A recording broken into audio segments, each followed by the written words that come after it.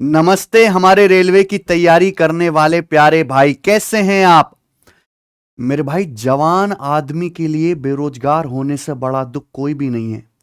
और अगर कोई बच्चा संसाधन के अभाव में सरकारी नौकरी की तैयारी कर रहा है और कई सालों तक जब उसे सफलता नहीं मिलती है, तो उसकी पीड़ा एक लेवल क्रॉस कर जाती है मेरे भाई। उसकी मेंटल स्टेट बहुत खराब हो चुकी होती है। तो आप इस स्टेट में ना पहुंचो, इसलिए मेरे भाई मेहनत करना बहुत जरूरी है। मेहनत एक ऐसी चीज है, चाहे आप किसी भी फील्ड में रहें, मेहनत ही आपको सफलता के करीब ले जा सकती है। आप में से बहुत सारे बच्चे रेलवे ग्रुप डी के एग्जाम की तैयारी कर रहे हैं। तैयारी करने वाले बहुत कम बच्चे हैं। फॉर्म भरने वालों की संख्या 1 करोड़ प्लस है। रेलवे ग्रुप डी की एग्जाम डेट आएगी, उसका पेपर भी होगा और कट ऑफ बहुत भयानक जाने वाले, मैं पहले बता रहा हूं। इसलिए आपको बहुत तगड़े लेवल की तैयारी करनी है। टीसीएस आपका पेपर बनाएगा तो पेपर का लेवल उतना हल्का भी नहीं रहेगा। तगड़े सवालों के साथ आपको मॉडरेट लेवल से अपर लेवल की प्रैक्टिस करनी है। तो मेरे दोस्तों, आज की क्लास में मैं रेलवे ग्रुप डी 2025 का आखिरी mock test practice set 10 solve कराऊंगा। मैंने आपसे वादा किया था कि रेलवे ग्रुप डी के बच्चों के लिए 10 में प्रैक्टिस सेट सॉल्व कराऊंगा और हमारा वादा आज पूरा हुआ। यह प्रैक्टिस सेट 10 है मेरे भाई। मैं अपने पूरे चैनल पे जाएंगे आप हमारे, तो हमने प्लेलिस्ट बना दी railway group D 2025 maths practice set. ठीक है, इस प्लेलिस्ट में आपको सारे के सारे मॉक टेस्ट मिल जाएंगे, आप जरूर देखिएगा। ये 250 सवाल है मेरे दोस्त, और ये बहुत इंपॉर्टेंट है रेलवे ग्रुप डी के बच्चों के लिए। ठीक है जी। आप कहोगे सर अब क्या आप ये सीरीज बंद कर देंगे? नहीं बच्चे, जब एग्जाम की डेट आ जाएगी तो मैं अपनी एप्लीकेशंस टेस्ट रैंकिंग पर सैटरडे संडे अपने भाइयों के लिए all India live test free कराऊंगा रेलवे ग्रुप डी का। आप कहोगे तो मैं हफ्ते में 2 लाइव टेस्ट करा दूंगा और मैं उनका सॉल्यूशन भी करवाता रहूंगा। ठीक है ना? तो सब बच्चे टेस्ट रैंकिंग एप्लीकेशन डाउनलोड कर लो। एग्जाम डेट आते ही इसके लाइव टेस्ट फ्री होना शुरू हो जाएंगे। और इस एप्लीकेशन पर ऑलरेडी रेलवे ग्रुप डी के प्रीवियस के टेस्ट तो फ्री डले हुए हैं। रेलवे की कैटेगरी में जाना, देखिए प्रीवियस के कितने टेस्ट फ्री है, लिखा हुआ ना फ्री। 20 टेस्ट यहां पर फ्री डले हुए हैं बच्चे। ठीक है, तो ये सब बच्चे एप्लीकेशन डाउनलोड कर लो। चलिए आज सॉल्व करते हैं अपना रेलवे ग्रुप डी का लास्ट मॉक टेस्ट इस सीरीज का मेरे भाई। देखो, मैंने आरपीएफ के कांस्टेबल के मॉक टेस्ट कराए थे, एनटीपीसी वाले बच्चों को कराए मॉक टेस्ट, ग्रेजुएट लेवल के, अंडर ग्रेजुएट लेवल के कराए, अब रेलवे ग्रुप डी के करवा रहे हैं। तो हम रेलवे वाले बच्चों के साथ लगातार मेहनत कर रहे हैं, आपको भी करनी चाहिए। चलिए कॉपी पेन लो। सवाल नंबर 1, पहला सवाल दिख गया हाइट एंड डिस्टेंस का। 24√3 फीट ऊंचे एक सीधे खड़े खंबे के शिखर से एक सीधी खड़ी मीनार के शिखर का एलिवेशन एंगल 60 डिग्री है। यदि खंबे का आधार मीनार के आधार से 60 फीट की दूरी पर था तो मीनार यानी कि टावर की हाइट क्या थी?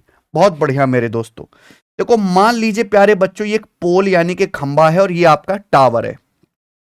मान लो बच्चों कि ये पोल है और ये एक टावर है। ठीक है, ध्यान से सुनेगा। क्लियर है? आप बोलोगे जी सर बिल्कुल सही। ये पोल है,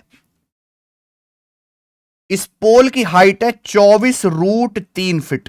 तो सवाल ये कह रहा है कि पोल के टॉप से एक टावर के टॉप का, जब इस तरीके से हम टॉप को देखते हैं तो ये जो एलिवेशन एंगल बनना, ये एलिवेशन एंगल 60 डिग्री का है, 60 डिग्री का। ये पहली लाइन है। दूसरी लाइन बोला है यदि पिलर के बेस की जो डिस्टेंस है टावर के बेस से 60 फीट है। ये टावर का बेस हो गया, ये आपका पोल या पिलर का बेस हो गया। इनके बेस के बीच की डिस्टेंस जो है ये 60 मीटर है, 60 फीट, सॉरी 60 फीट है। तो आपसे पूछा टावर की हाइट क्या है। बहुत बेसिक सवाल मेरे दोस्त। एक बार बताओ, अगर ये 60 है तो इसके सामने ये भी 60 फीट आएगा। भाई ये 90 डिग्री का एंगल होगा। ठीक है, ये 60 है तो ये 30 डिग्री का एंगल होगा। आप बोलोगे जी सर कुछ नहीं करना है ऐसे सवाल में। अगर 30 डिग्री के सामने 60 है तो 60 डिग्री के सामने √3 गुना आ जाएगा, 60√3 फीट। यानी कि ये लेंथ 60√3 आएगी। याद रखिएगा, अगर 30 डिग्री के सामने 1 यूनिट होता है तो 60 डिग्री के सामने उसका √3 गुना होता है।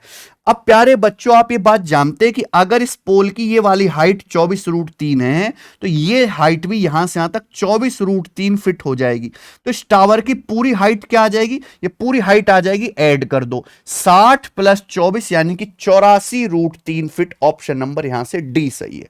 84√3। बताओ किसी बच्चों को इसमें कोई समस्या? आप बोलोगे नहीं सर बहुत बढ़िया सवाल था, आगे आ जाइए।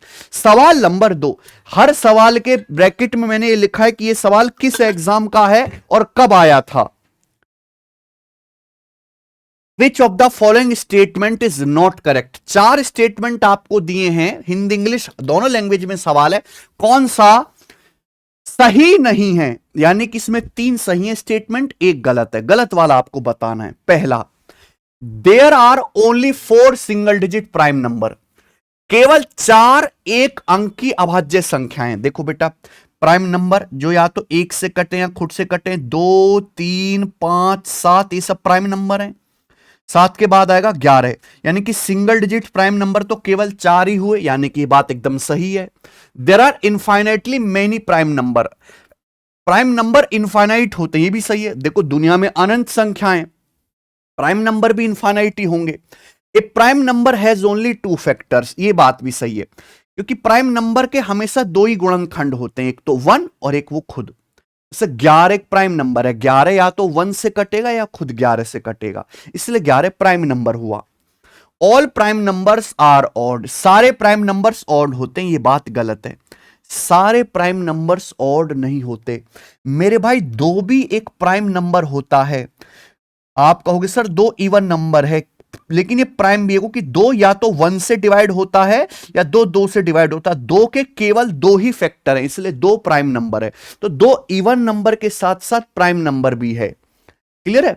2 के अलावा जितने भी प्राइम नंबर है वो सारे के सारे ऑड हैं। 2 के अलावा जितने भी प्राइम नंबर है सारे ऑड हैं, लेकिन सारे प्राइम नंबर्स ऑड नहीं है, क्योंकि 2 भी प्राइम नंबर है, इवन हो जाता है, इसलिए बात गलत है।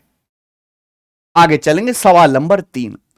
एक आदमी की इनकम 95,000 है, उसका खर्चा 75,000 है। ठीक है, इनकम 18% और खर्चा 12% बढ़ता है, बचत कितने प्रतिशत की वृद्धि होगी? बहुत बेहतरीन सवाल। देखिए सभी बच्चे जानते हैं कि आय बराबर खर्चा प्लस बचत। ठीक है, यही है, आय बराबर खर्चा प्लस बचत। ऐसे सवाल को अक्सर 100 मान के भी करते हैं, एलिगेशन से भी कर सकते हैं, पर डेविएशन सबसे बढ़िया तरीका है। देखो, एक आदमी की इनकम है भाई 95,000 रुपए और उसमें से खर्च कितना है? 75,000 रुपए। किससे कट रहा है? आप रेशियो ले लो, है ना, खर्चे बचत का रेशियो निकाल लो। किससे कट रहा है? 5,000 से जाएगा 19 बार और 5 से जाएगा 75, 15 बार। क्लियर? आप बोलोगे हाँ सर, यानी कि अगर एक आदमी का खर्चा 15, एक्सपेंडिचर 15 है, तो उसकी इनकम कितनी है? 19। अगर एक आदमी का खर्चा 15 है, इनकम उसकी 19 है, 19 में से 15 खर्च कर रहा है, तो बचत कितनी है? 4। तो मेरे भाई आदमी के खर्चे और उसकी बचत का रेशियो 15:4 है। हुआ क्या? इनकम 18% बढ़ जाते। इनकम का मतलब क्या होता है?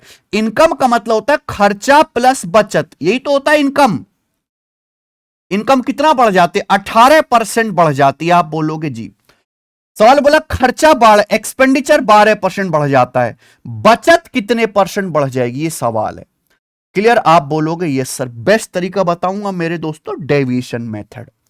अगर एक आदमी की इनकम 18% बढ़ी है, तो उस आदमी का खर्चा भी 18% बढ़ना चाहिए, उस आदमी की बचत भी 18% बढ़नी चाहिए। आप बोलोगे हाँ जी सर, लेकिन खर्चा बढ़ा है 12%, 18 से 12 6% कम बढ़ा, तो खर्चा 15 का 6% कम बढ़ा, 15 छिक्का 90, तो बैलेंस करने के लिए 90% एक्स्ट्रा करना पड़ेगा। क्लियर बच्चों? कितने की बचत पर? 4 की बचत पर बटे 4। अब 4 से आपका 90 कट जाएगा 2, 22.5 बार, तो 18 में जब अपन लोग 22.5 जोड़ेंगे तो 40.5% हो जाएगा, तो उस आदमी की जो बचत है 40.5% बढ़ जाएगी। ये मेरा आंसर है, डी ऑप्शन। क्लियर? आप बोलोगे यस सर, एकदम क्लियर है। देखो तरीके और भी बहुत सारे हैं, आगे देखेंगे। सवाल नंबर 4, ये अलजेब्रा का सवाल है भाई। यदि a² + b² 95 है, ए बी बराबर 13 है, ए और बी दोनों ही 0 से बड़े, यानी कि दोनों पॉजिटिव नंबर हैं, तो आपसे पूछा a³ + b³। प्यारे दोस्त, a³ + b³ का क्या फॉर्मूला है? a³ + b³ का फॉर्मूला है a + b into a + b का होल स्क्वायर माइनस 3ab। ठीक है जी, या यही कर लेते हैं, a + b into a + b का होल स्क्वायर माइनस 3ab। ये फॉर्मूला है। क्लियर? आप बोलोगे जी सर। अगर मुझे ए क्यूब प्लस बी क्यूब निकालना है तो सबसे पहले मुझे ए प्लस बी पता करना होगा। देखिए सवाल में ए प्लस बी दिया ही नहीं है, सवाल में तो ए स्क्वायर प्लस बी स्क्वायर दिया है, ए बी दिया है, तो हमें ए प्लस बी निकालना पड़ेगा प्यारे बच्चों। देखो ए प्लस बी डायरेक्ट नहीं आएगा, ए प्लस बी कैलकुलेट करना पड़ेगा पहले, सीधा नहीं आएगा। आप ए प्लस बी का स्क्वायर निकाल सकते हैं। हर कोई बच्चा जानता है कि ए प्लस बी का स्क्वायर बराबर A square plus B square plus 2ab। इस सवाल में ना दो दो बार आपको अलजेब्रा का फॉर्मूला लगाना पड़ेगा।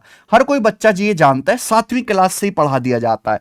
अब सवाल में देखो ये ए स्क्वायर प्लस बी स्क्वायर आपको 95 दिया है, 95 प्लस बच्चों ए बी आपको कितना दिया है, ए बी आपको 13 दिया है, 2 गुणा 13, तो 95 में अगर आप लोग 26 जोड़ेंगे तो कितना आ जाएगा, 121।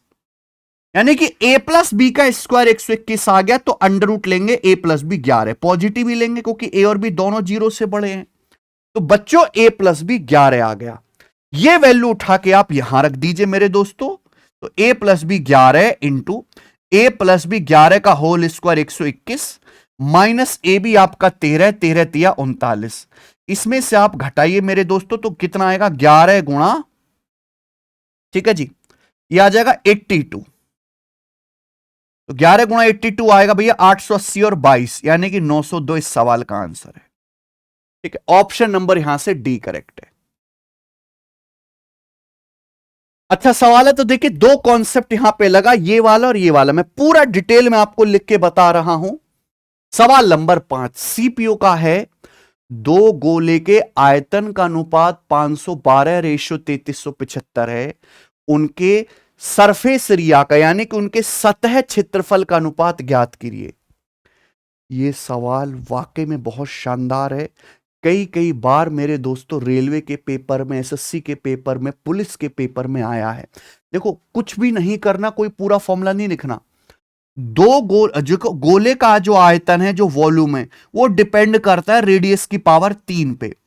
भाई गोले की रेडियस होती है, आपने क्रिकेट की बॉल देखी है, गोलाकार होती है मेरे भाई, उसकी रेडियस अगर आर है तो वॉल्यूम डिपेंड करता है रेडियस की पावर 3 पे। और गोले का जो सरफेस एरिया है, स्फीयर का जो सरफेस एरिया है, वो डिपेंड करता है रेडियस के स्क्वायर पे, त्रिज्या के वर्ग पे। अब यहां पे दो गोलों के आयतन का जो रेशियो है, वो सवाल में आपको दिया है प्यारे भाई 512:3375। तो हमें पहले रेडियस का रेशियो निकालना पड़ेगा। रेडियस का रेशियो कैसा आएगा, वॉल्यूम के रेशियो का क्यूब रूट कर दो। वॉल्यूम के रेशियो का वॉल्यूम जो है वो रेडियस की पावर 3 पर डिपेंड करता है। रेडियस कैसा आएगा, वॉल्यूम रेडियस का रेशियो कैसा आएगा, वॉल्यूम के रेशियो का घनमूल कर दो। 512 का क्यूब रूट 8, 3375 का क्यूब रूट 15, 3375 15 का क्यूब होता है, ये आ गया। ये रेडियस का रेशियो आ गया। अब मुझे चाहिए इन दोनों गोलों के सरफेस एरिया का, सतही क्षेत्रफल का, टोटल सरफेस एरिया का रेशियो क्या आएगा। उसके लिए आपको रेडियस का स्क्वायर करना है, केवल रेडियस के रेशियो का स्क्वायर कर दो। देखो 8 का स्क्वायर 64 और रेशियो 15 का स्क्वायर 225। देखो हो गया, आंखों ही आंखों में सवाल सॉल्व हो जाएगा प्यारे भाई। ऑप्शन नंबर ए वाला सही है। आगे आ जाएंगे जी, सवाल नंबर 6। देखो ये वाला सवाल रेलवे एनटीपीसी 2021 में आया है, पढ़िए। देखो बड़ी लैंग्वेज के सवाल देख के आपको घबराना नहीं है कि बड़ा मुश्किल होगा, बहुत इजी है। मानवी ने एक धनराशि पहले 3 साल के लिए साधारण ब्याज की 6% वार्षिक दर पर, उसके अगले 5 साल के लिए 9% वार्षिक दर पर और 8 साल की अवधि के बाद 13% वार्षिक ब्याज की दर पर उधार ली। 11 साल के एंड में उसके द्वारा जो टोटल इंटरेस्ट पे किया गया है वो 8160 है। नो द अमाउंट बोरोड, उसने कितना पैसा उधार लिया था। देखो मानवी ने पैसा उधार लिया सिंपल इंटरेस्ट पर, अलग अलग टाइम के लिए अलग अलग रेट ऑफ इंटरेस्ट है। सवाल में यह बताया गया कि जो उसने टोटल इंटरेस्ट पे किया है 11 ईयर्स में वो 8160 है। तो आप ये पता लगा लो कि उसने 11 साल में कुल कितना % ब्याज जो है दिया है।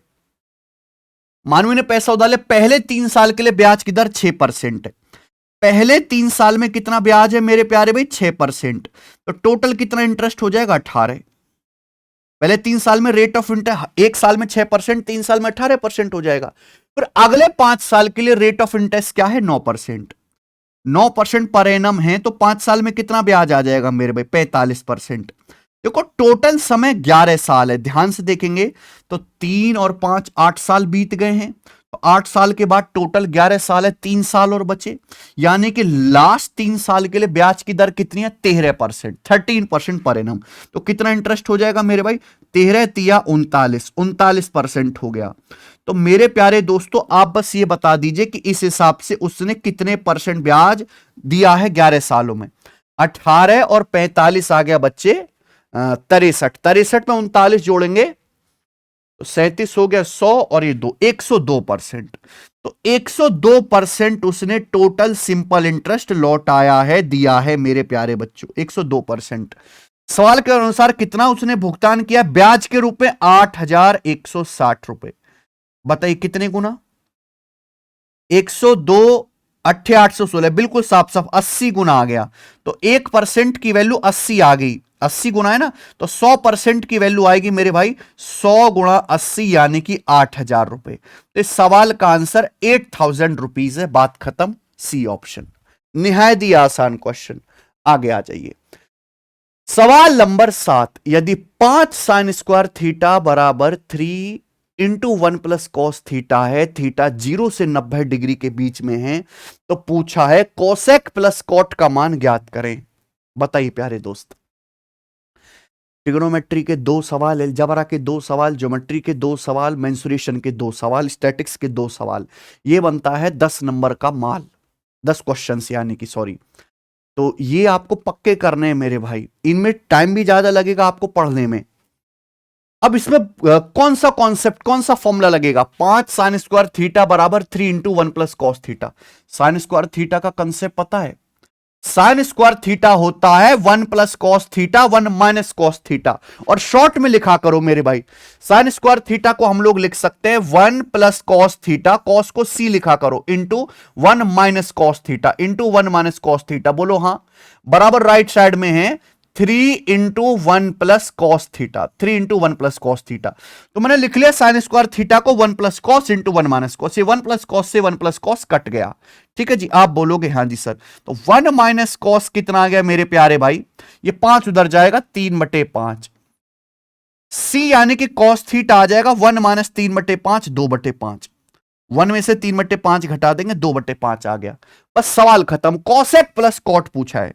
देखो तो देखो ना, ये स्टेप आपको सोचना पड़ेगा कि साइन स्क्वायर थीटा का फॉर्मूला ही 1 प्लस कॉस 1 माइनस कॉस है। अब कॉस थीटा क्या होता है? बेस बटे हाइपोटेनस, आधार बटे कर्ण। आधार बटे कर्ण, तो यहां से लंब कैसा आएगा? कोई ट्रिपलेट तो है नहीं पाइथागोरस से। √5 का स्क्वायर, हाइपोटेनस में से बेस 2 का स्क्वायर घटा देंगे, यानी कि 25 माइनस 4 √21, ये आपका परपेंडिकुलर लंब आ गया। देखो पूछा कॉसेक प्लस कॉट। कॉसेक क्या होता है बच्चे? कॉसेक होता है कर्ण बटे लंब, हाइपोटीनस बटे परपेंडिकुलर, यानी कि 5/√21। ठीक है भाई।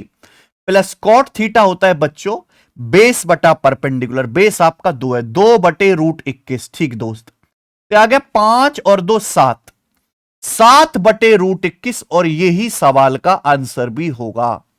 ठीक है, हालांकि सवाल में आंसर इस फॉर्मेट में दिया नहीं है। देखो ऊपर नीचे ना √7 से कट रहा है भाई, ध्यान से देखेंगे तो √7 और 21 में 7 आ रहा है ना, √7 से कट जाएगा। डिवाइड बाय √7, 7 को अगर √7 से काटेंगे तो √7 बचेगा। √21 को अगर √7 से काटेंगे तो √3 बचेगा। √7 इंटू √3 √21, तो √7 ये आ गया बेटा, पहला ही ऑप्शन आंसर आ गया, खत्म। आ जाइए स्टूडेंट, सवाल नंबर 8 बनाओ। Find the number of consecutive zeros at the end of 649 factorial. 649 factorial के अंत में लगातार शून्यों की संख्या ज्ञात कीजिए। देखो भाई 649 फैक्टोरियल के एंड में, 649 फैक्टोरियल का मतलब क्या है? 649 फैक्टोरियल का मतलब यह है कि आप 649 गुणा 648 गुणा 647 इस तरीके से गुणा करते जाइए मेरे प्यारे भी, कहां तक? 1 तक। ये मतलब है जब आप ये मल्टीप्लाई करेंगे तो बहुत भयंकर नंबर आएगा। उसके एंड में कितनी जीरो होंगी ये आपसे पूछा है मेरे दोस्त। तो भाई इसका एक बहुत बेहतरीन तरीका है, कभी भी जिंदगी में कोई सवाल आए किसी नंबर के एंड में, ये पूछा है फैक्टोरियल दिया हुआ है कि इसके एंड में कितनी जीरो होंगी, आप 5 से डिवाइड करते जाओ। 649 को 5 से डिवाइड करो, 5 से डिवाइड करेंगे तो मेरे दोस्तों कितना आ जाएगा 120, और 5 नाम 129 जाएगा। ठीक है, डेसिमल नहीं लेना, ध्यान सुनिएगा। 5 एकम 5, 1 बच गया, 5 दूनी 10, 10 के बाद 4 बच गया, 5 नाम 45, फिर दशमलव 4 बच जाएगा रिमाइंडर, फिर तो 5 से भाग होगा नहीं, तो आपको डेसिमल नहीं लेना। 129 को 5 से भाग देंगे तो कितना 25 बार जाएगा, 25 पंजे 125। क्लियर है? पूरा पूरा डिवाइड करना है मेरे दोस्तों, आपको डेसिमल नहीं लेना है। 25 को 5 से डिवाइड करेंगे, 5 बच्चे 25 5 बार जाएगा, फिर 5 को 5 से डिवाइड करेंगे 1 बार जाएगा, आगे तो 1 तो 5 से डिवाइड होगा नहीं। ठीक है जी, ये आगे बस इसको ऐड कर लो, इसको ऐड कर लो। 25 5 30 और 1 31, 129 में 31 जोड़ेंगे 160। तो इस संख्या के एंड में 160 जो है जीरोस आएंगे, ये आंसर है पहला ऑप्शन। समझ में आ गया? ठीक है ना? क्लियर है? आप बोलोगे सर एकदम क्लियर है, बहुत सिंपल सवाल। सवाल नंबर 9, 3 पुरुषों ने 14 महीने 8 महीने 7 महीने की साझेदारी में एक बिजनेस शुरू किया। उनके प्रॉफिट का रेशियो 5 7 8 है, उनकी इन्वेस्टमेंट का रेशियो क्या है? ओके, देखो प्यारे भाई, सबको पता है पार्टनरशिप के सवालों में जो प्रॉफिट को पी लिख रहा हूं, प्रॉफिट बांटा जाता है इन्वेस्टमेंट गुणा टाइम के अनुपात में। यही बात है, आप बोलोगे हां जी सर। अगर आप इस क्वेश्चन को देखो तो आपको सवाल में प्रॉफिट का रेशियो दिया है, आपको समय बताया गया है, आपसे इन्वेस्टमेंट के बारे में पूछा है। इन्वेस्टमेंट कैसे आएगा? टाइम आ जाएगा बटे में, ये टाइम इधर गुणा में है, यहां बटे में आ जाएगा, यानी कि प्रॉफिट के रेशियो को टाइम के रेशियो से भाग देना पड़ेगा। क्लियर? आप बोलोगे यस सर। तो भाई 3 आदमी हैं, उन्होंने बिजनेस किया, बिजनेस में लाभ किस अनुपात में हुआ है? 5 7 8 के रेशियो में उनको प्रॉफिट हुआ। ठीक बात, आप बोलोगे हां जी सर। टाइम क्या है मेरे भाई? कितने समय के लिए पैसा इन्वेस्ट किया? 14 महीने 8 महीने 7 महीने, 14 महीने 8 महीने 7 महीने। तो समय का रेशियो क्या है मेरे दोस्तों? ये समय का रेशियो है। क्लियर? आप बोलोगे यस सर एकदम क्लियर है। पूछा इन तीनों के इन्वेस्टमेंट निवेश का रेशियो क्या आएगा? तो डिवाइड कर दो, प्रॉफिट इन्वेस्ट और टाइम के रेशियो को डिवाइड कर दो, ये सॉल्व करना है आपको। अब आपको पता है कि भाई ये रेशियो सॉल्व करना है तो सिंपल क्या होगा भाई, नीचे 14 भी है 8 भी है 7 भी है, तो 14 8 7 का एलसीएम आ जाएगा बच्चे 56। इस पूरे रेशियो को आप लोग 56 से गुणा कर लो। ठीक है ना? तो 14 चौका 56, फिर 4 पंजे 20, 20 हो गया रेशियो। नीचे जो संख्या है 14 8 7, इनका एलसीएम मेरे भाई 56 हो गया, उससे गुणा कर दो पूरे रेशियो को। अब 8 से 56 जाएगा 7 बार, 7 की 7 में गुणा ऊपर 49 रेशियो। देखिए 7 अट्टे 56, 8 की 8 में गुणा 64, 20 रेशियो 49 रेशियो 64 आ गया भाई। देखो पहला ही ऑप्शन सही है। ओके, आगे चलते हैं। सवाल नंबर 10, यदि a cos theta minus b sin theta c है तो a sin theta plus b cos theta. ये सवाल ही यहां पे गलत टाइप हो रखा है, क्योंकि ये तो एक फॉर्मूला है। बहुत सारे बच्चों को ये फॉर्मूला याद भी होगा, नहीं याद है तो मेरे दोस्तों याद कर लीजिए, इंपॉर्टेंट है, बहुत बहुत ज्यादा इंपॉर्टेंट सवाल में गिना जाता है त्रिकोणमिति के, बहुत बहुत ज्यादा। देखिए सवाल क्या है? सवाल ये है कि a cos theta minus b sin theta equal to c, a cos theta minus b sin theta equal to c, ये आपको दिया गया है। ठीक है, तो आपसे पूछा है बताइए a sin theta plus b cos theta क्या होगा? a sin theta plus b cos theta का मान क्या होगा? इसी तरीके से क्वेश्चन फ्रेम होता है प्यारे बच्चों, बिल्कुल इसी तरीके से, है ना? ए बी सेम है, साइन कॉस आपस में इंटरचेंज हो गया, बीच में माइनस है, यहां प्लस हो गया। तो मेरे भाई हमने इसको x मान लिया, कि माना जो है ये x है, मैंने x मान लिया। तो बेसिकली मुझे क्या करना है, x का मान निकालना है। मैं बता दे रहा हूं बेसिक, कैसे निकालोगे मेरे भाई? हर बच्चे को पता है कि sign square theta plus cos square theta बराबर 1, और ये कैसे आएगा? आप इन दोनों का स्क्वायर करो और स्क्वायर करके ऐड कर दो, स्क्वायर, फिर मेरे प्यारे भाई उनको ऐड कर दो। दो इक्वेशन है, दोनों का स्क्वायर करो, स्क्वायर करके जोड़ दो। स्क्वायर करेंगे तो प्यारे बच्चों क्या हो जाएगा? A square cos square theta, देखो ए माइनस बी का square, A square plus B square minus 2ab होता है।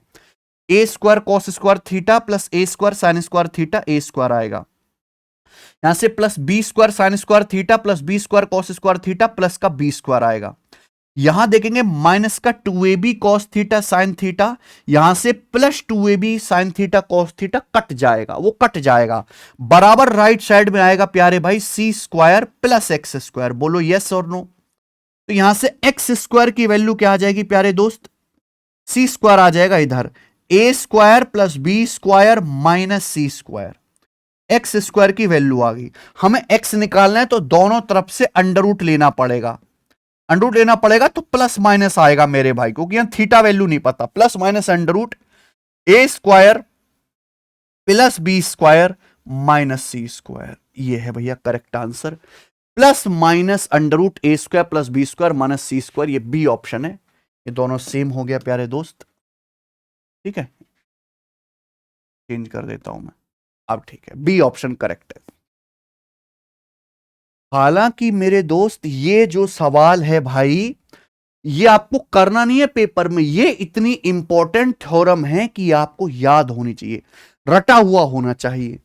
आगे चलेंगे, सवाल नंबर 11। एक चुनाव में दो कैंडिडेट थे, एक कैंडिडेट को 48% वोट मिले और दूसरे कैंडिडेट से 756 वोटों से हार गया। अच्छा, डाले गए कुल वोटों की संख्या, कुल कितने वोट डाले गए? निहायत ही आसान सवाल। देखिए कुल वोट होते हैं 100%। अब एक चुनाव में 100% में से एक कैंडिडेट को 48% मिले, तो दूसरे वाले कैंडिडेट को कितने मिले होंगे? 100 में से 48 घटाओ तो सेकंड को मिले होंगे 52%, यानी कि इसको ज्यादा वोट मिले, विनर है, तो ये आपका लूजर हो गया। तो भैया कितने वोटों से हारा? 52% जीतने वाले को, हारने वाले को 48%, 4% वोटों से हारा। जबकि हारा कितने वोटों से है? 756 वोटों से हारा है। 4% की वैल्यू 756 है। 1% की वैल्यू कितनी आ जाएगी मेरे भाई? 4 एकम 4, 4 अट्ठे 32 और 4 नाम 189 आ गया। 1% की वैल्यू 189। टोटल वोटर 100%, 2 जीरो चुपका दो, 18,900। ये उत्तर हो गया बच्चे, इजी सवाल निकला ये तो। सवाल नंबर आपके सामने 12।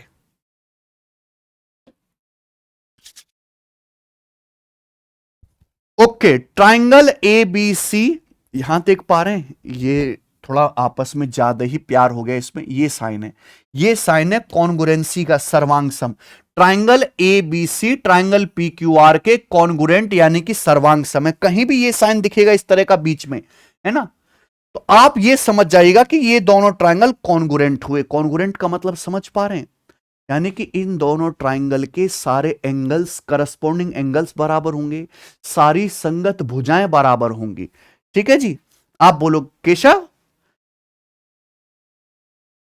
ओके, अब ध्यान से सुनो प्यारे दोस्त, सारे एंगल्स बराबर होंगे, सारी करस्पॉन्डिंग भुजाएं बराबर होंगी। आपसे angle Q R P, Q R P ये वाला एंगल आपसे पूछा है, एंगल आर। ठीक है, अब यहां पे एक एक चीज देखते हैं। एंगल दिए हुए, साइड दिए हुए, एसी 48 है, P R x plus 3y है। देखो भुजा एसी है, एसी के करस्पॉन्डिंग साइड पी आर है। एसी और पी आर संगत भुजाएं हैं, यानी कि एसी की लंबाई है 48, पी आर की लंबाई है x प्लस 3y। तो x प्लस 3y ही बच्चों आपका 48 हो जाएगा, 48। यहां तक किसी बच्चे को कोई परेशानी? आप बोलोगे नहीं सर। एंगल एबीसी 77, ये मेरे दोस्तों एंगल एबीसी यानी कि बीच वाला एंगल, ये बीच वाला एंगल ए बी सी, ये 77 डिग्री है। तो यहां पे एंगल पी क्यू आर, ये भी 77 आ जाएगा, ये भी 77 आ जाएगा। तो पी क्यू आर है 3x minus 4 degree, angle P Q are है 3x माइनस 4 डिग्री। ठीक है भैया, और एक है एंगल एबीसी 77 डिग्री, बराबर होना चाहिए, इक्वल कर दिए यहां से। तो x कितना आ जाएगा? 77 प्लस 4 81 बटे 3 27 डिग्री। 77 प्लस 4 81 बटे 3 करेंगे, x का मान 27 डिग्री आ गया। एक्चुअली हमें यहां से पूछा है आर।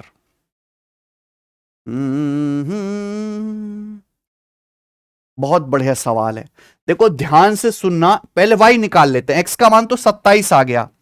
अगर x का मान 27 आ गया तो यहां से y कितना आएगा, 27 प्लस 3y बराबर 48। केवल कैलकुलेशन है, 48 में से 27 घटाइए 21, 21 बटे 3 7, y का मान 7 आ गया। एक्चुअली हमें यहां से QRP पूछा, ये वाला एंगल आपसे पूछा है R, और ये एंगल R के करस्पॉन्डिंग एंगल C है, यानी कि एंगल R और एंगल C बराबर है। एंगल R और एंगल C बराबर है, आप बोलोगे हां जी सर, ठीक है। और एंगल C है कितना, BCA x minus Y degree. Angle BCA क्या है, BCA क्या, x माइनस वाई डिग्री। तो ये angle x minus Y degree हुआ। अब x का मान मैंने निकाला है 27, y मैंने निकाला है 7, तो 27 माइनस 7 आ जाएगा 20 डिग्री। यानी कि एंगल R जो आपसे पूछा है, एंगल R बोलो या QRP बोलो, 20 डिग्री के बराबर है, ठीक है। तो कोई डायग्राम वगैरह नहीं बनाना इस सवाल में, बस जहां भी करस्पॉन्डिंग आपको दिखे, कॉन्ग्रुएंट ट्रायंगल दिखे, करस्पॉन्डिंग साइड और करस्पॉन्डिंग एंगल बराबर कर दो, सवाल अपने आप हो जाएगा। आइए सवाल नंबर 13। बबीता एक निश्चित दूरी 11 किलोमीटर पर आवर की चाल से तय करती है और पहले की दूरी की दोगुनी दूरी 44 किलोमीटर की पर आवर की चाल से तय करती है। C then returns to starting point through the same route, same route से स्टार्टिंग पॉइंट पर आती है। अगर पूरी जर्नी के लिए उसकी average speed 34 kilometre per hour है पूरी जर्नी के लिए, तो पूछा है what is her speed for the return journey, वापसी यात्रा के लिए उसकी चाल कितनी है। सवाल रेलवे एनटीपीसी ग्रेजुएट लेवल का है, लेटेस्ट। आप मुझे बताओ इस सवाल कैसे करेंगे। इस सवाल को मैं बढ़िया सवाल कह पा रहा हूं मेरे दोस्त, ये अच्छा क्वेश्चन है। सभी बच्चे ध्यान से सुनिएगा। मान लीजिए एक रूट है, तो इस बबीता एक दूरी जाते 11 किलोमीटर पर आवर की चाल से, फिर उसकी डबल डिस्टेंस जाते 44 किलोमीटर पर आवर की चाल से। मान लिया कि ये पॉइंट ए है और ये बी है, और प्यारे दोस्तों ये आपका सी है, ठीक है। तो बबीता पहले तो जाते 11 किलोमीटर पर आवर की चाल से, फिर डबल डिस्टेंस वो जाती है 44 किलोमीटर पर आवर की चाल से। डबल डिस्टेंस, डबल डिस्टेंस का मतलब अगर ए से बी 1 यूनिट गया है तो बी से सी आपका 2 यूनिट गया, 2 यूनिट। तो पहले वो ए से बी गई, फिर बी से सी गई, फिर वापस आ जाते सी से ए तक वापस आ जाती है मेरे जो, रिटर्न आ जाती है। और ये आपसे पूछा है रिटर्न, मैंने मान लिया कि वो आती है एस किलोमीटर पर आवर की चाल से, एस किलोमीटर पर आवर की चाल से वापस आती है। और बोला है पूरी इंटायर जर्नी में, पूरी जर्नी में यानी कि ए से सी तक जाना फिर लौट के आना, उसकी एवरेज स्पीड है 34 किलोमीटर पर आवर, ठीक है। तो उसकी रिटर्न जर्नी की स्पीड क्या है, एस का मान निकालना, वापस किस स्पीड से आई है। देखो भाई इस सवाल में क्या करना पड़ेगा, पूरी जर्नी की औसत चाल। देखो दोस्त, ये दिया है 11, ये दिया है 44, मुझे डिस्टेंस ही नहीं पता, ए बी और बी सी नहीं पता, ये डिस्टेंस ही नहीं पता, ए बी कितना है बी सी कितना है, रेशियो पता है। तो आप अपनी मर्जी से डिस्टेंस ऐसा ले लो कि 11 से भी कट जाए और 44 से भी कट जाए, यानी कि इनका एलसीएम आ जाएगा 44, है ना। 11 44 का एलसीएम 44, तो दोनों से आसानी से कट जाए। एक काम करता हूं, इस पूरे को 22 से गुणा कर देता हूं मैं, 1:2 है ना, 22 से गुणा कर देता हूं। मैंने मान लिया कि ए बी 22 किलोमीटर है और मैंने मान लिया मेरे दोस्तों बी सी 44 किलोमीटर है, 1:2 ही तो हो गया। आप बोलोगे जी सर बिल्कुल सही। आप कुछ मत करो, आप यहां पे टाइम को इक्वल कर दो मेरे भाई, टाइम को इक्वल कर दो। देखो टाइम बराबर क्या होता है, डिस्टेंस बटे स्पीड। आप 22 किलोमीटर जाते हो 11 किलोमीटर पर आवर की चाल से, कितना समय लगेगा, ये समय लगेगा। फिर आप मेरे दोस्तों 44 किलोमीटर जाते हो 44 किलोमीटर पर आवर की चाल से, ये समय लगेगा। फिर मेरे दोस्तों आप वापस आते हो, वापस कितना आओगे, 44 प्लस 22 66, 66 किलोमीटर वापस आओगे एस की चाल से, इतना समय लगेगा। और ये समय किसके बराबर होना चाहिए, एक बार बताओ। पूरी जर्नी की औसत चाल दे, पूरी जर्नी है कितनी, ये 22 प्लस 44 66 है। आप 66 किलोमीटर गए, 66 किलोमीटर लौट के आए, तो पूरी जर्नी है 132 किलोमीटर की। और पूरी जर्नी में आपकी एवरेज स्पीड जो है पूरी जर्नी में वो 34 किलोमीटर पर आवर है, 34 किलोमीटर पर आवर। तो पूरी जर्नी में टाइम कितना लगा होगा, 132 किलोमीटर आप गए 34 किलोमीटर पर आवर की स्पीड से, तो टाइम लगा होगा 132 बटे 34। तो मैंने टोटल टाइम को इक्वल कर दिया। आप बोलोगे यस सर बिल्कुल सही, कोई प्रॉब्लम? ये 11 से 22 दो बार और ये मेरे दोस्तों एक बार, ये 66/s बराबर आ जाएगा भाई, किसके बराबर आ जाएगा? ये किससे जाएगा? ये 2 से जाएगा, 66/17 जाएगा, 66/17। अच्छा सवाल है मेरे दोस्तों, करनी पड़ेगी मेहनत। 2 और 1 3, ये 2 1 3 उधर चला जाएगा। अब 17 तिया 51, 66 में से अपन लोग अगर 51 भी घटा ले तो आ जाएगा आपका 15/17, आ जाएगा 15/17। यस और नो? आप बोलोगे जी सर बिल्कुल से। मुझे लगता है सवाल तो सॉल्व हो गया यहीं पे। ये 3 से कट जाएगा 66 22 बार, 3 से कट जाएगा 15 5 बार, तो एस आ जाएगा 22 × 17/5। 22 × 17/5 आ गया मेरे दोस्त आंसर, खत्म। यानी कि 22 में आ रहा है 11, दशमलव में आएगा 11 का मल्टीपल, 11 का मल्टीपल ये वाला ऑप्शन है, 7 8 15 ये वाला नहीं है आंसर, तीसरा ऑप्शन है। काट भी सकते हैं मेरे दोस्तों। 5 से 22 कितना जाएगा? 4.4 बार। 17 की 4.4 में गुणा करेंगे, 17 चौका 68 और 6.8 74.8 74.8 किलोमीटर पर आवर आंसर है। गजब सवाल है। तो भैया दिमाग में बिठा लो इस मेथड को कि कभी ऐसा सवाल आया तो डिस्टेंस एज्यूम करनी पड़ेगी। बहुत सारे बच्चे डी मान के करेंगे, लंका लगा लेंगे। आप डिस्टेंस, क्योंकि आपको टाइम ही बराबर करना है, टाइम होता है डिस्टेंस बटे स्पीड, तो डिस्टेंस ऐसा मानो जो 11 से भी 44 से भी आसानी से कट जाए, इसलिए मैंने यहां पे ये 22 और 44 ले लिया। क्लियर? आप बोलोगे यस सर एकदम क्लियर है। आगे चलेंगे, अगला सवाल, सवाल number 14। Sec theta plus tan theta P है, तो 4 सेक थीटा का मान बताओ। ये इजी क्वेश्चन है प्यारे दोस्तों। Sec theta plus tan theta बराबर पी, कभी भी ऐसा सवाल आए तो एक ही कॉन्सेप्ट लगेगा कि सेक प्लस टेन और सेक माइनस टेन एक दूसरे के उल्टे होते हैं। Sec theta plus tan theta P है, तो sec theta minus tan theta 1/पी है। बात आई समझ में? Sec plus tan into sec minus tan 1 होता है। Cosec plus cot, cosec minus cot भी 1 होता है मेरे भाई। ये बहुत सारे कॉन्सेप्ट है त्रिकोणमिति में जो आपको इस किताब में मिल जाएंगे। अगर कोई बच्चा अपने आप को ये समझता कि भाई मुझे तो कॉन्सेप्ट ही नहीं आते, मैं गणित कैसे पढ़ा सकता हूं, हैं? तो मेरे दोस्त उसके पास ये बुक होनी चाहिए। आप ये बुक मंगा लो ऑनलाइन, फ्लिपकार्ट से मिल जाएगी। बहुत सस्ती सी, बहुत पतली सी किताब है। मैं आपके भले के लिए कह रहा हूं कि इसमें आपको एक जगह सारे फॉर्मूला लिखे मिल जाएंगे। ये फॉर्मूला बुक है।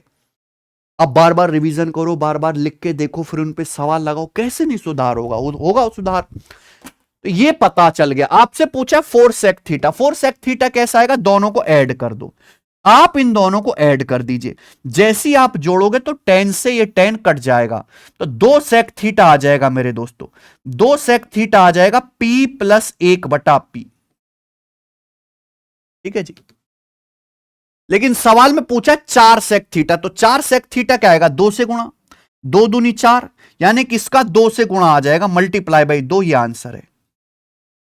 तो कौन सा ऑप्शन हो गया मेरे दोस्तों? देख लो, सी ऑप्शन आंसर आ गया, सी। कि अगर आप इसका एलसीएम लेंगे तो पी तो एलसीएम आ जाएगा, ये हो जाएगा p² + 1 इंटू 2 यानी कि 2p² + 1/, सी ऑप्शन सही है।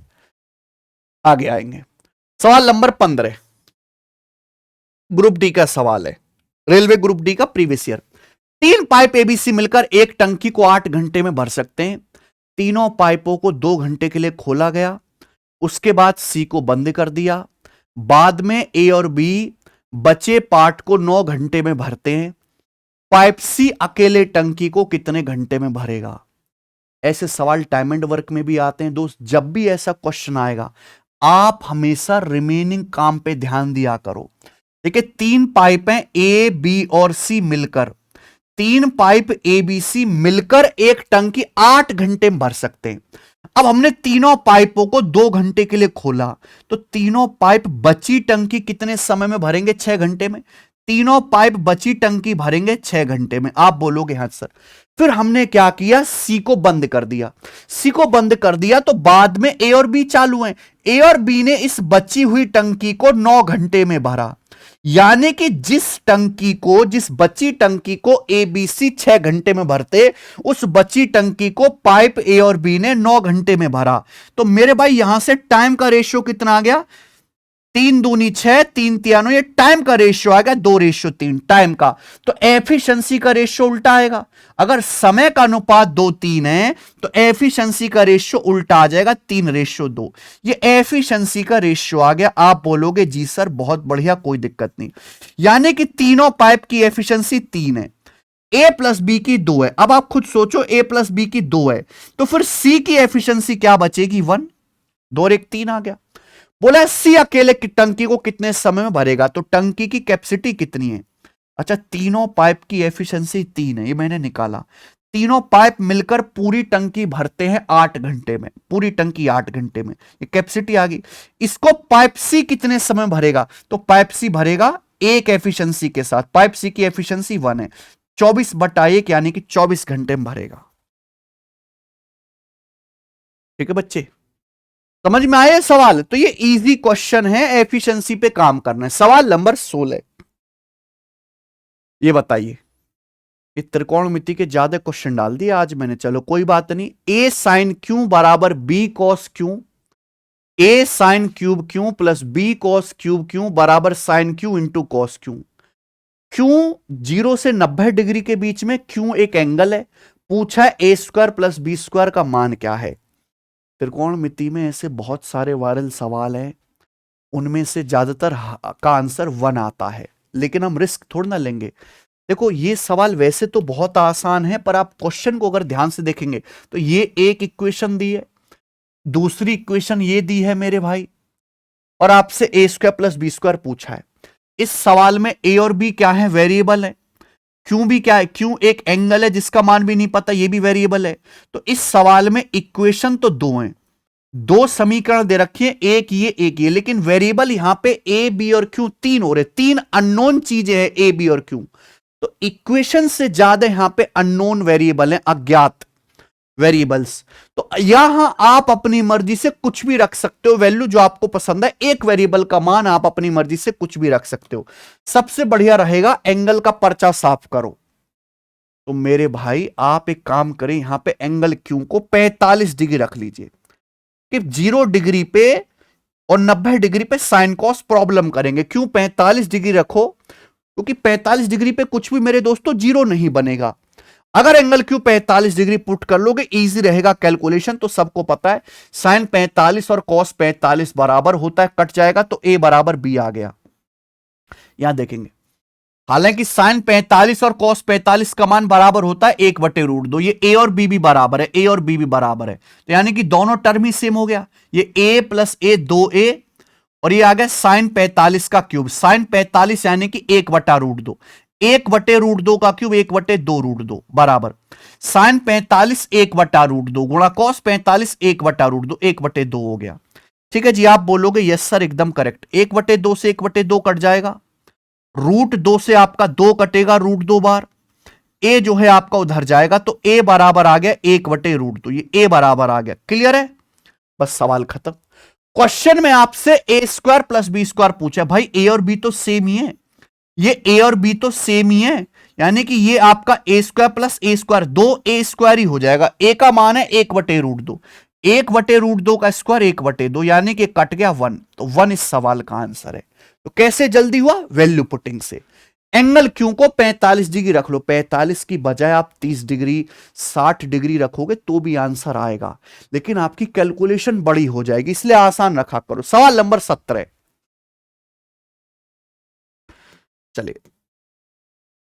ए man walks to a view point and returns to the starting point by his car. एक आदमी एक व्यू पॉइंट तक जाता है, और ठीक है, और स्टार्टिंग पॉइंट पर वापस आता है। नहीं, एक आदमी वॉक करके जाता है, लौट के कार से आता है। टोटल टाइम लगता है 8 घंटे 15 मिनट।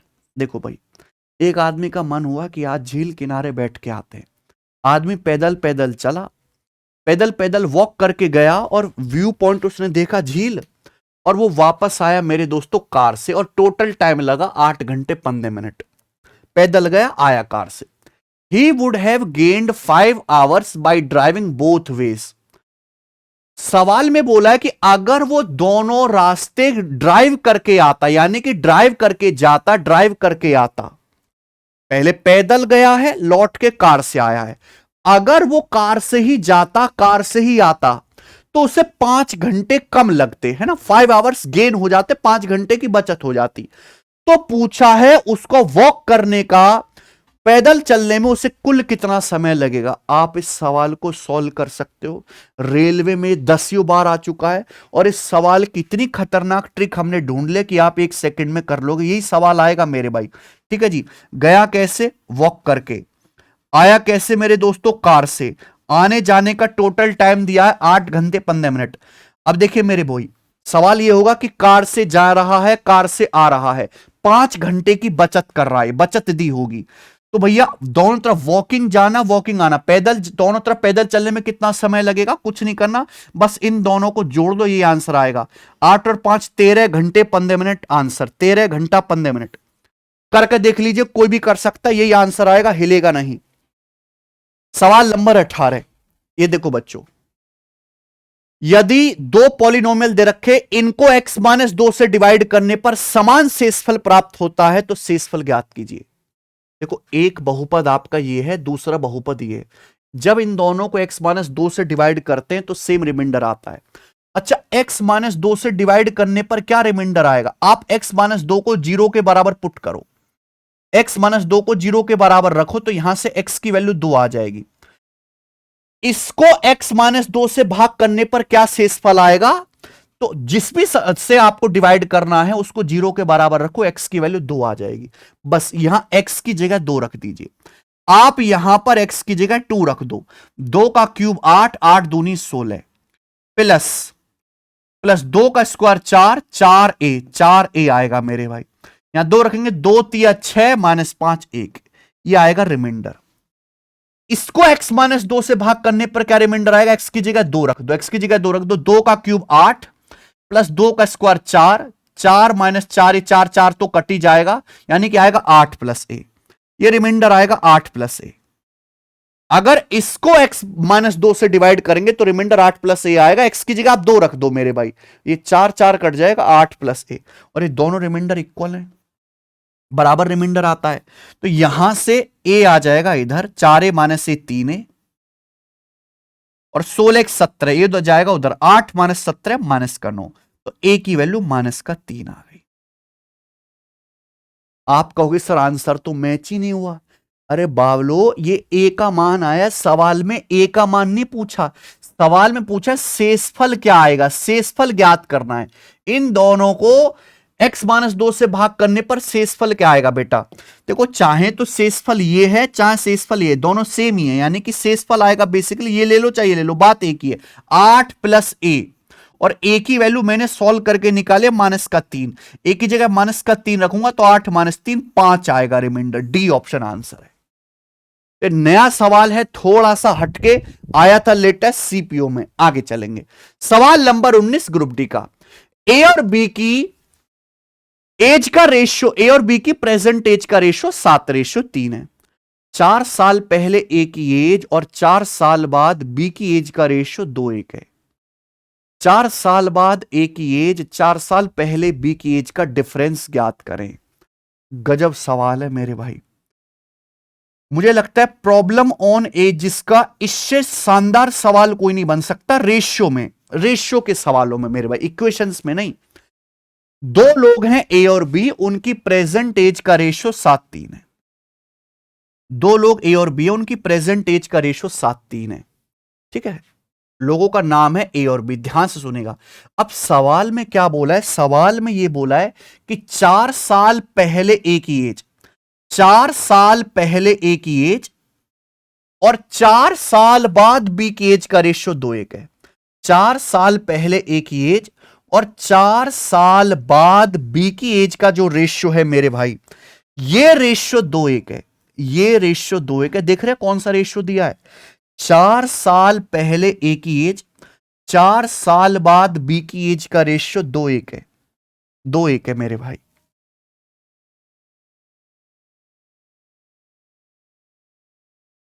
क्लियर? आप बोलोगे यस सर बिल्कुल सही। बोला 4 साल बाद ए की एज, 4 साल पहले बी की एज का डिफरेंस ज्ञात कीजिए। ये भी निकालेंगे, इसका करें क्या हम, आ रहा है कुछ समझ में? एक बात बताऊं, ये कैसे होगा सवाल मेरे भाई? मान लो जैसे ए की प्रेजेंट एज ए है, बी की प्रेजेंट एज बी है। सवाल में दिया ए की एज 4 साल पहले, बी की एज 4 साल बाद, बी की 4 साल बाद। ये रेशियो दिए, ये दोनों रेशियो दिए हुए हैं। अगर मैं इनको जोड़ूंगा तो ए प्लस बी आएगा, मैं इनको जोड़ूंगा तो भी ए प्लस बी आएगा।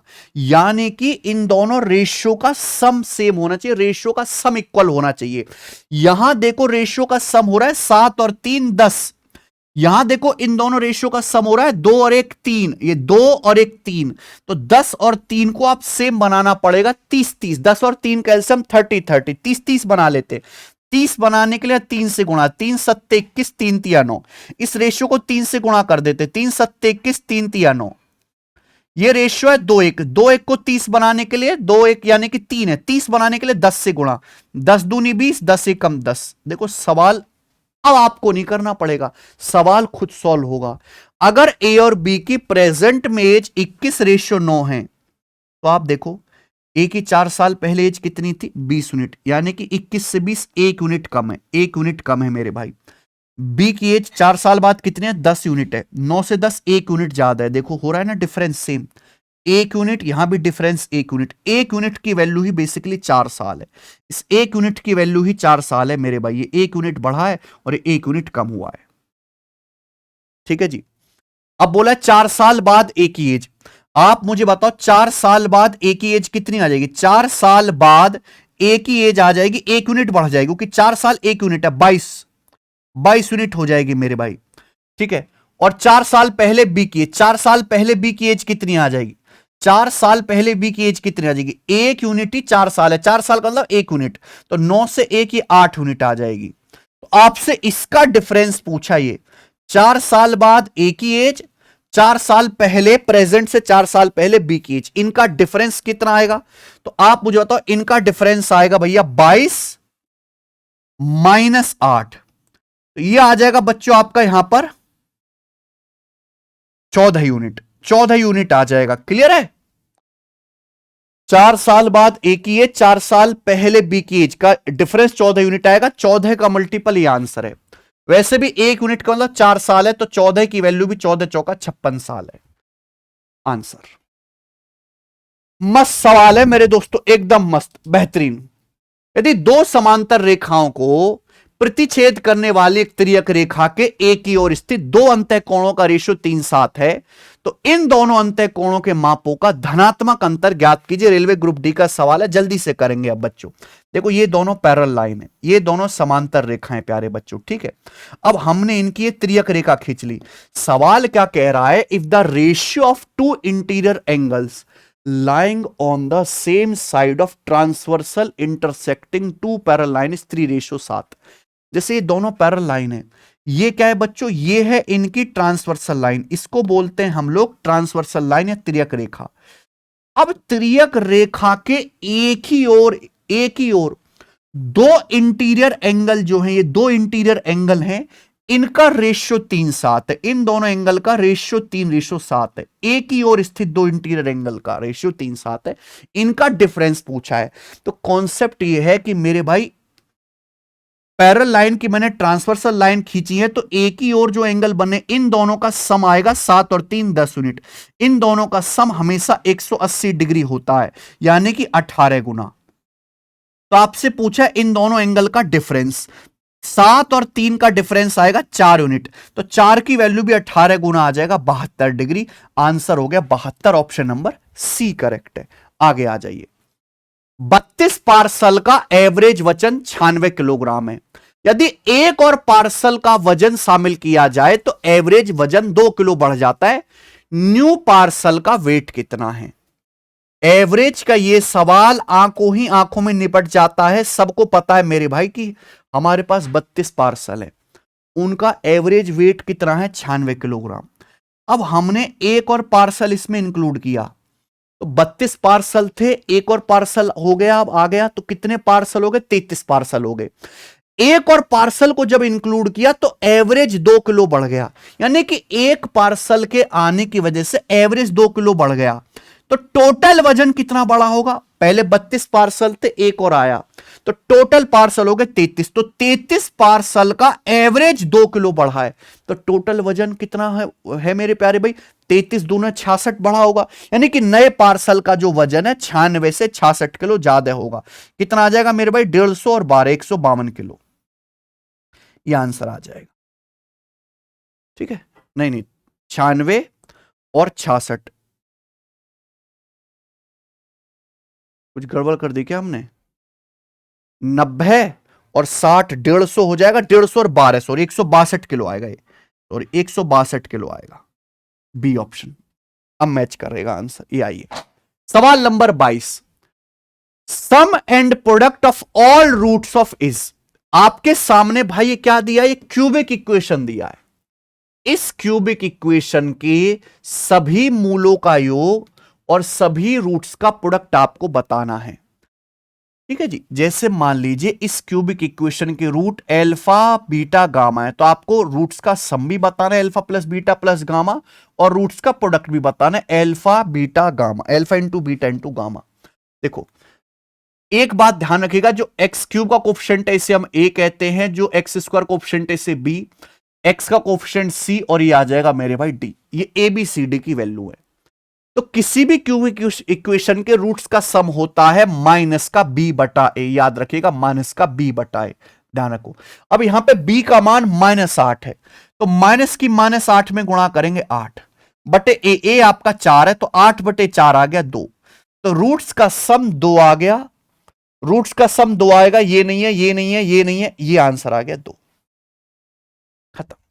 यहीं पे हो गया सवाल। अब आपसे पूछा है मूलों का गुणनफल, तो किसी भी क्यूबिक इक्वेशन के 3 रूट्स होंगे, तीनों रूट्स का जो प्रोडक्ट होगा उसका कंसेप्ट है माइनस का डी बटा ए, लिख लीजिए माइनस डी बटा ए। डी कितना है मेरे दोस्तों? यहां पे 19 है, 19, और ए क्या है मेरे दोस्तों? एक्स क्यूब का कोफिशिएंट 4 है, माइनस का 19 बटे 4, ये रहा चौथा ऑप्शन सही है।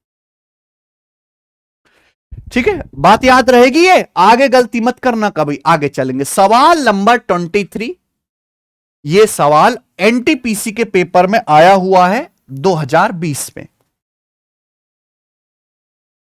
एक एग्जाम में 55% स्टूडेंट अंग्रेजी में, 35% कैंडिडेट मैथमेटिक्स में पास हुए। अच्छा, 20% कैंडिडेट दोनों सब्जेक्ट में पास हुए, 20%। Total number of failed candidate in both the subject, दोनों सब्जेक्ट में फेल होने वाले कुल स्टूडेंट 1200 हैं। ओके, तो ज्ञात करो कि कितने स्टूडेंट ने एग्जाम दिया, कितने स्टूडेंट ने एग्जाम दिया। बहुत बढ़िया, देखो सवाल बहुत सिंपल है, परसेंटेज का क्वेश्चन है। एक एग्जाम में 55% बच्चे इंग्लिश में पास हुए और 35% मेरे दोस्तों मैथ में पास हुए, और 20% ऐसे हैं जो इंग्लिश और मैथ दोनों ही सब्जेक्ट में पास हुए हैं। तो कोई मेरे भाई ये बता सकता है इस क्लास में कि ऐसे कितने बच्चे हैं जो या तो इंग्लिश में पास या मैथ में पास इन वन सब्जेक्ट एटलीस्ट, जो कम से कम एक सब्जेक्ट में पास हुए। ऐसे कितने बच्चे हैं मेरे प्यारे भाई जो कम से कम एक सब्जेक्ट में पास हो या दोनों सब्जेक्ट में पास हो, या तो इंग्लिश में पास हो या मैथ में पास हो या दोनों सब्जेक्ट में पास हो। इसे बोलते हैं यूनियन, और इसका कॉन्सेप्ट होता है मेरे भाई इंग्लिश में पास होने वाले प्लस गणित में पास होने वाले, और इसमें से आपको माइनस करना पड़ेगा दोनों सब्जेक्ट में पास होने वाले। ये फॉर्मूला होता है एक तरीके से, हालांकि ये फॉर्मूला लिखने की जरूरत नहीं है, मैं तो आपको डिटेल में करवाता हूं सवाल, इसलिए लिखना पड़ता है। इंग्लिश में कितने पास हुए बच्चों? 55% पास हुए। मैथ में कितने पास हुए? 35% पास हुए। दोनों सब्जेक्ट में कितने पास हुए? 20% पास हुए। तो कितना आएगा? 55 और 35, 90 माइनस 20, 70% आ गया। यानी कि 70% स्टूडेंट ऐसे हैं जो पास जो हैं आइदर वन सब्जेक्ट में तो पास हुए हैं, एटलीस्ट कम से कम एक सब्जेक्ट में तो पास हुए हैं, या दोनों में भी पास हो सकते हैं। बात समझ में आई? आप बोलोगे यस सर। अब बात को ध्यान से सुनेगा सब बच्चे, ठीक है जी, सब मेरे भाई। लेकिन सवाल में दिया क्या? दोनों सब्जेक्ट में अनुत्तीर्ण अभ्यर्थियों की कुल संख्या, दोनों सब्जेक्ट में फेल्ड कैंडिडेट, देखो कुल कैंडिडेट तो 100% होते हैं, कुल कैंडिडेट होते हैं बच्चों 100%। 100% में से 70% ऐसे जो एटलीस्ट कम से कम एक सब्जेक्ट में पास हैं।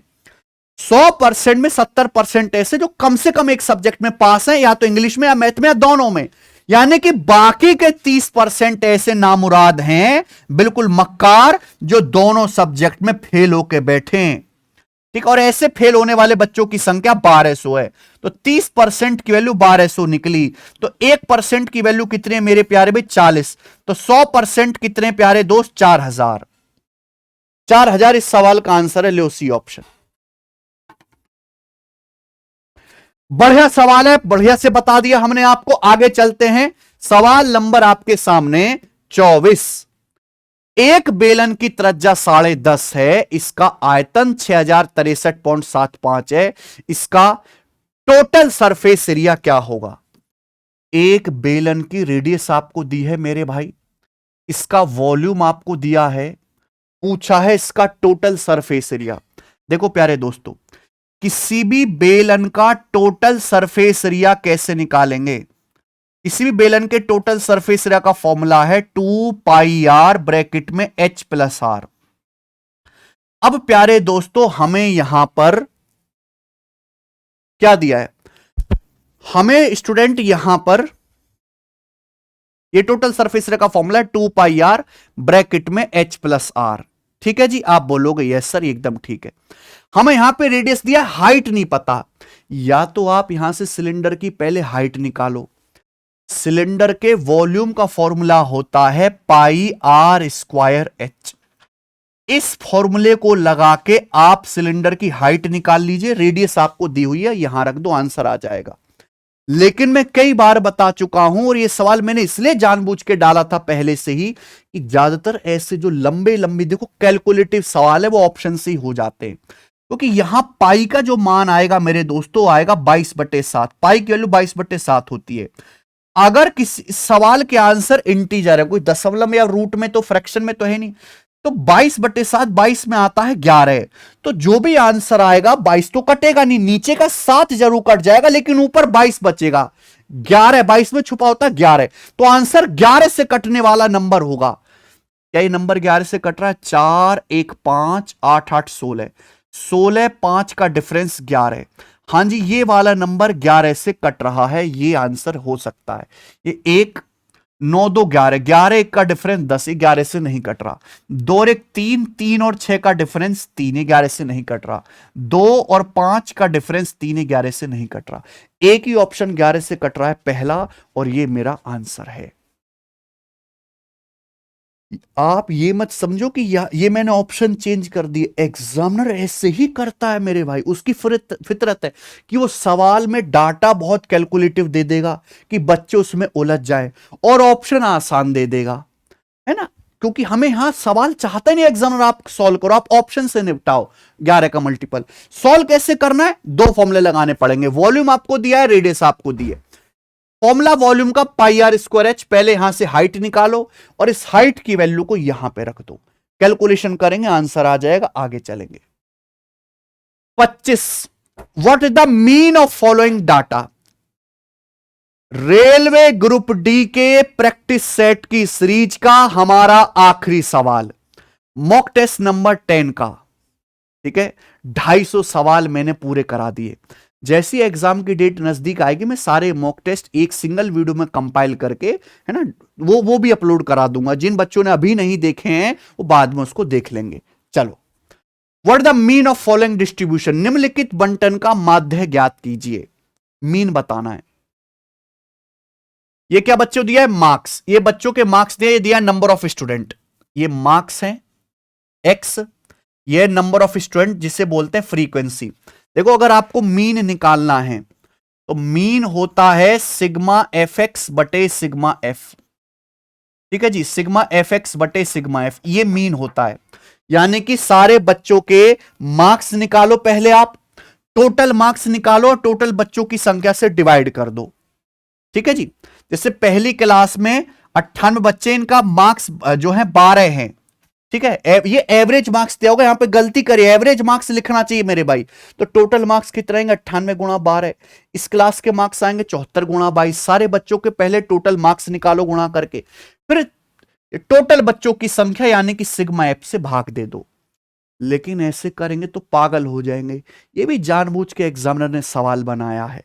अगर आप इस सवाल के ऑप्शन देखोगे तो हर ऑप्शन का इकाई का अंक अलग अलग है, यानी कि ये सवाल सॉल्व पूरा करना नहीं है, कोई कैलकुलेशन नहीं करनी, केवल यूनिट डिजिट मैच करना है इस सवाल का। आप यूनिट डिजिट मैच करो, जैसे आप यहां पे पहली क्लास के बच्चों के मार्क्स निकालेंगे, 98 बच्चे, एवरेज 12 है, तो गुणा करेंगे तो केवल इकाई का अंक की गुणा करो, 8 दूनी 16 6 आएगा। यहां गुणा करेंगे 4 दूनी 8, यूनिट डिजिट 8 आएगा, प्लस यहां गुणा करेंगे 7 अट्टे 56 6 आएगा। यहां गुणा करेंगे 8 नाम 72 2 आएगा। यहां गुणा करेंगे 4 नाम 36 6 आएगा। नीचे मेरे दोस्तों, नीचे क्या आएगा, टोटल बच्चों की संख्या सिग्मा एफ, ये जोड़ो कितने बच्चे, 8 4 12 2 2 7 9 9 8 17 7 7 4 11 1।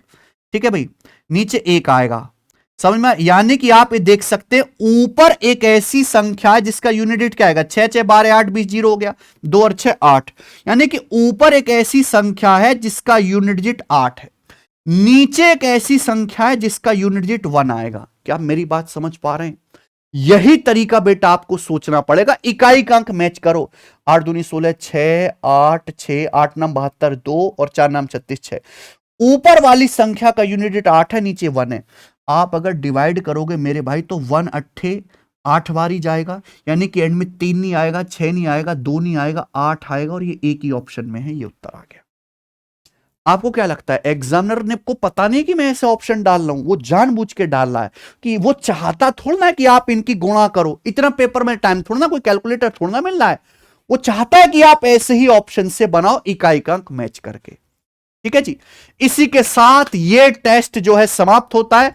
आज के टेस्ट का लेवल बहुत बढ़िया था, कम से कम 20 सवाल इसके आपको ठीक करने ही चाहिए। ठीक है जी, ओके, तो ये हमारी सीरीज प्रेम पूर्वक समाप्त होती है रेलवे ग्रुप डी के बच्चों के लिए। आप बिल्कुल उदास मत हो, जैसी एग्जाम की डेट आएगी मैं अपनी एप्लीकेशन पर फुल लेंथ लाइव टेस्ट भी फ्री कराऊंगा, और उसका मेरे भाई मैथमेटिक्स वाला सेक्शन दोबारा से सॉल्व करवाना शुरू करवा दूंगा। हम आपके साथ हैं आपकी नौकरी लग जाने तक। धन्यवाद।